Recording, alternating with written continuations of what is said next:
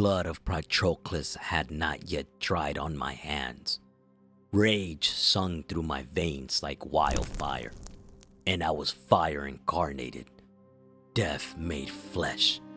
The bronze of my armor glistened with the fury of the gods, and each step I took towards Troy's gate was a promise. I would end Hector, not just for honor, not for Greece, but for him, my brother in arms, slayed by a coward's blade. The world narrowed as I saw him, Hector, Prince of Troy, standing tall beneath the walls. He sworn to defend. His eyes met mine. No fear, just resolve. He would not run. Good. I wanted him to fight. I wanted him to feel every ounce of the wrath he had summoned. We charge.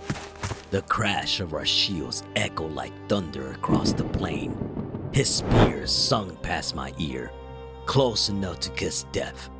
I roared, slicing back with the fury that split the air. Steel rang, bones cracked. He was fast, but not fast enough. I carved my vengeance into his flesh. My hands tremble, not from fear, but from the weight of fate. I had donned my armor, not as a hero, but as a son, a father, a man who would not let his city fall without a fight. Achilles was a god among men. I knew I would not survive this, but still I stood for Troy, for Andromaches, for Styanax. His fury hit me like a tempest. Each strike of his blade was a chorus of agony and power.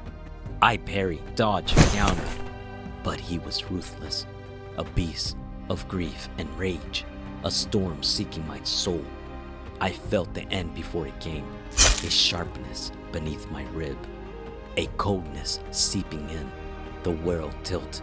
Remember me, I gasped, blood painting my lips, not as your enemy, but as a man who stood. He fell slowly as if the gods were trying to hold him up a moment longer.